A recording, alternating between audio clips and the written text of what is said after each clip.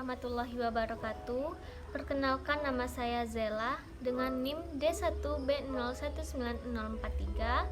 Di sini saya akan menjelaskan materi yang berkaitan dengan ekonomi sumber daya manusia, yaitu dinamika kependudukan. Sebelum itu saya akan menjelaskan apa itu penduduk. Penduduk adalah orang yang secara hukum berhak tinggal di dalam suatu daerah. Dengan kata lain, orang yang mempunyai surat resmi untuk tinggal di daerah tersebut. Sedangkan dinamika kependudukan adalah perubahan kependudukan untuk suatu daerah tertentu dari waktu ke waktu. Pertumbuhan penduduk akan selalu dikaitkan dengan tingkat kelahiran, kematian, dan perpindahan penduduk atau migrasi. Berdasarkan data Worldometers per 27 Januari 2019, pukul 11.30 waktu Indonesia Barat, jumlah penduduk Indonesia tahun 2019 adalah sebanyak 269.536.482 jiwa. Indonesia berada di peringkat keempat setelah Cina, India, dan Amerika.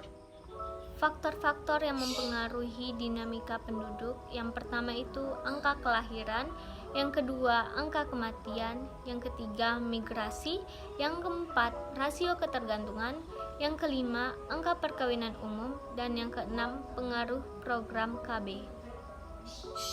Angka kelahiran atau fertilitas dibagi menjadi tiga. Yang pertama, angka kelahiran kasar adalah angka yang menunjukkan jumlah kelahiran per tahun di satu tempat per 1000 penduduk.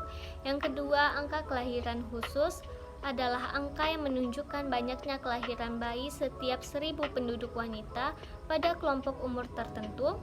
Dan yang terakhir, angka kelahiran umum, yaitu angka yang menunjukkan banyaknya kelahiran setiap 1000 wanita yang berusia 15-49 tahun dalam satu tahun. Angka kematian juga dibagi menjadi tiga. Angka kematian kasar, yaitu angka yang menunjukkan banyaknya kematian setiap 1000 penduduk dalam waktu satu tahun. Yang kedua, angka kematian khusus, yaitu angka yang menunjukkan banyaknya kematian setiap 1000 penduduk pada golongan umur tertentu dalam waktu satu tahun.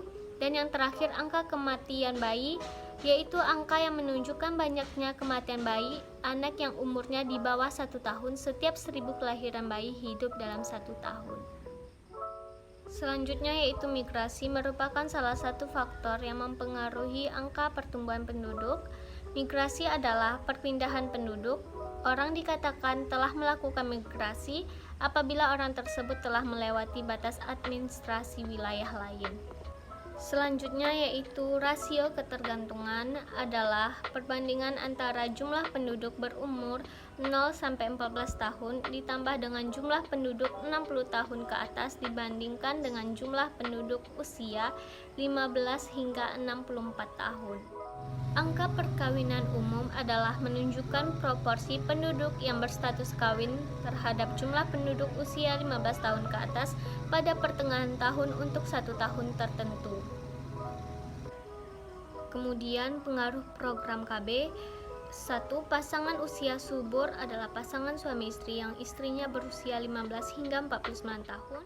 Transisi demografi adalah perubahan terhadap fertilitas dan mortalitas yang besar.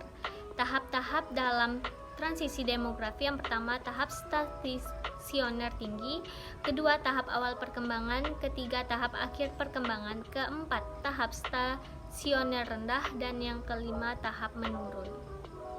Sekian penjelasan dari saya tentang dinamika kependudukan. Apabila ada kesalahan kata, mohon maaf. Terima kasih. Wassalamualaikum warahmatullahi wabarakatuh.